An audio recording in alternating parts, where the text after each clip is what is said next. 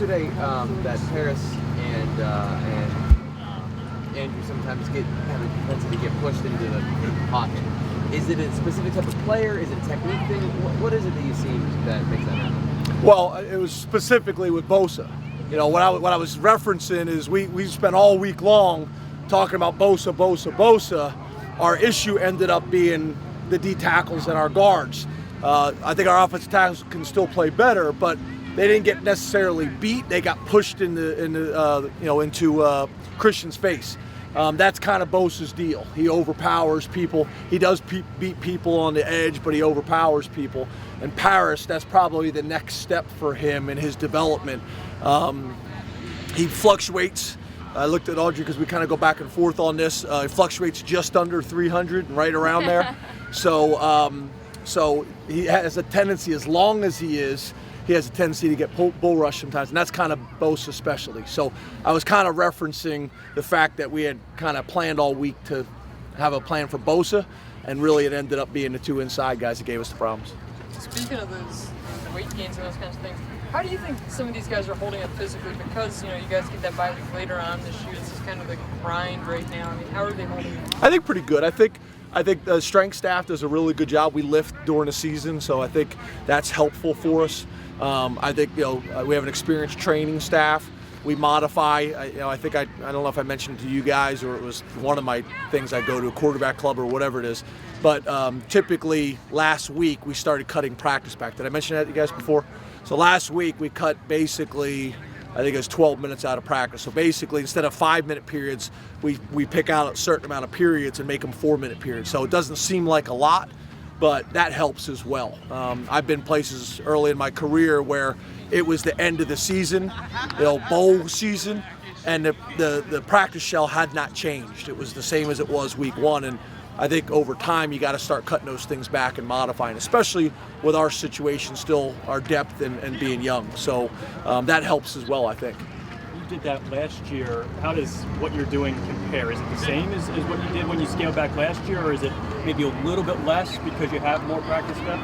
I think the time is probably the same, but the way we're practicing. We did a lot more jog throughs last year. We did a lot more tag offs last year in terms of our tempo, and we're able to do more thud and more full speed work, which I think is helping our offensive line and their development in the run game, because we're able to be more physical every day at practice. So it's more those things, kind of our tempo, and those things necessarily than time.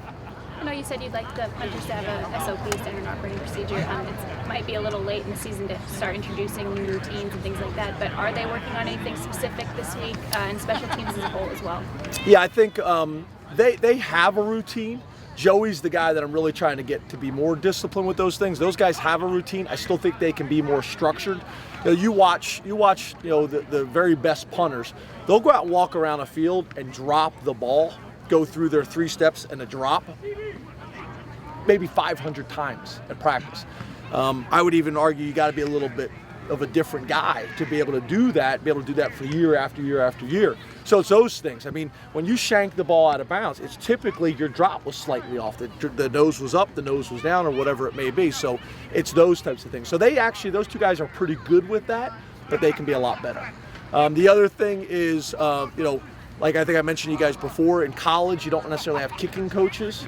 So those guys all have personal coaches. So they've reached out to him as well and sent film and things like that. Danny's guy's in Australia, so it makes it a little challenging with time zones and things like that. But they've done some things like that as well. Hey James, when you were at Vanderbilt, other than Johnson and Seymour, it looks like the other 3 spots you had to do kind of what you're doing here now. Yes. Does that transfer at all, what Herb's trying to do? Yeah, I think I've kind of mentioned that to you guys, I think early on when I got here, that I think a lot of the things that we went through there prepared us in some ways for what we have here. I know talking to some of the offensive linemen out at practice last night, for the young guys, that's challenging. When you're practicing them, you're not leaving them at guard, you're moving them all over the spots, because our first team, our second team, and our third team are basically 7 guys all just playing different spots. So that's just kind of where we're at. We're still getting those other guys reps, and what Herb's trying to get those guys to embrace is in the long term, it's going to be really good for them. It's going to give them opportunities to play and have a bigger impact here because they can fill in multiple spots. It'll also allow them later in their career. Typically in the NFL, that 6th and 7th lineman, that's what they have to do. They have to be flexible. But it's not ideal short term when you're just trying to master one specific role. So that's the hard part. It's kind of where we're at, but long term, I think it's going to be helpful for us. Jim, Ohio State is a good situation with their quarterbacks, different guys in the red zone. Is that something you've ever considered here, whether it be Wildcat or a older guy in there? Yeah. Different situation. Yeah, we've talked about that a number of times. Talked about it last year. We've talked about it this year. We talked about it really this week. It's a little bit different dynamic because the guy that they were putting in was the Big Ten Player of the Year. A guy who's a proven guy. It's a little bit different dynamic. I mean, the guy they pulled out hasn't lost a game.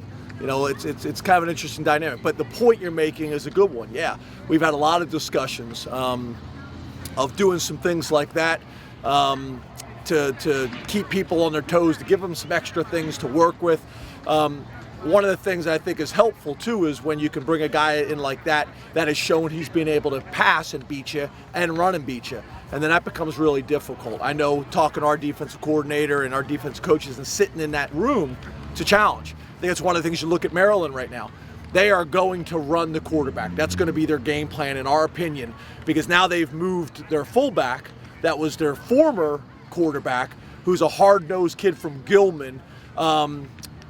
So my point is, if they're going to have this huge game plan of all quarterback runs, they better have a guy behind them that could do the same thing, or the game plan goes out.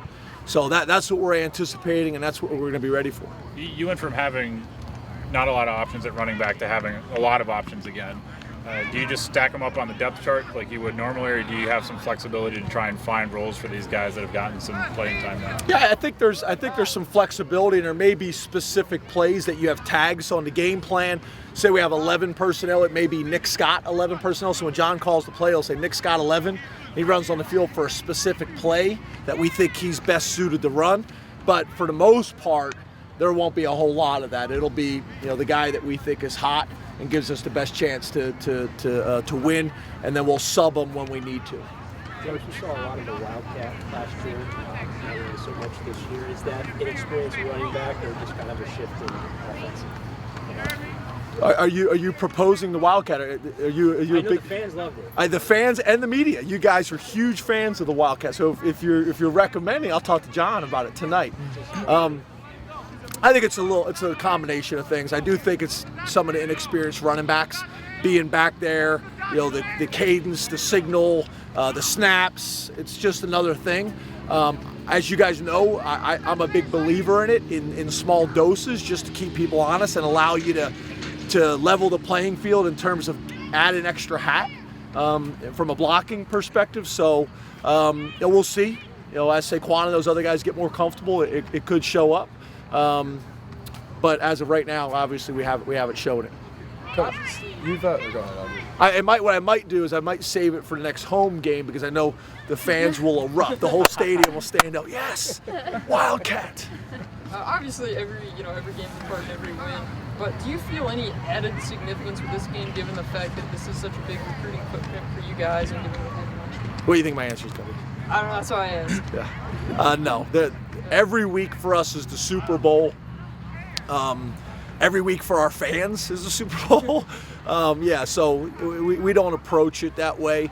Whether you're playing the number one team in the country or whether you're playing out of conference or in conference, we keep our approach the same every single week. Coach, you've had a lot of success along the defensive line. A lot of that great pass rush and production has come from Carl Nassib. What has that done for a guy like Garrett Sickles on the opposite side, and what kind of, generally speaking, have you seen from him all season long? Well, I think it's helped a lot of different people. I think it's helped AJ. I think it's helped. I think it's helped Nassib. I think it's helped Sickles. I think it's helped Zettel. I think Zettel and his presence he had and the attention he had coming into the season had an impact on AJ and had an impact on Nassib. So I think it goes across the board. Sickles, we were excited about. We were excited about coming out of spring. We were excited about this summer. I think he's really shown some flashes. He's probably ahead where Nassib was last year. So we feel good. I've said that since we arrived here. That was probably the one unit on our team that had a 2.5 deep of experienced guys and depth that we thought we could win with in the Big Ten, and that is translated. I think Sean's done a good job at developing them as well. And maximizing their potential. But that was a position when we came in here, it made sense. You looked at the defensive line, you watched the tape, you said, that's how it should look, and it's produced that way. Coach, how involved were you with the implementation of this new concussion study equipment? Yeah. I got a psychology degree and an educational leadership master's degree. They came to me and said, we'd like to work with LSU and do a concussion study. We think it'd be great for our players. We think it'd be great for college football. Awesome. That's about it. All I know is I go in the training room with a bunch of helmets with some cords hanging out of them. Besides that, I couldn't tell you a whole lot. More than anything, I was supportive of the decision to do it. But after that, medical decisions we don't get involved in. The company came to you or the trainers did? Ma'am? The company itself came to you or the training staff? Tim Bream, our trainers. Okay. Yeah. Jason Cabinda talked about the no-huddle defense after Indiana. Maryland runs a similar thing. It's a little slower, but is that something that you guys are thinking about this week, and is that something you worry about with their tempo? Oh, yeah. You're always trying to figure out, are they a huddle team? Are they a tempo team? How fast is their tempo? How many plays are they getting in a game?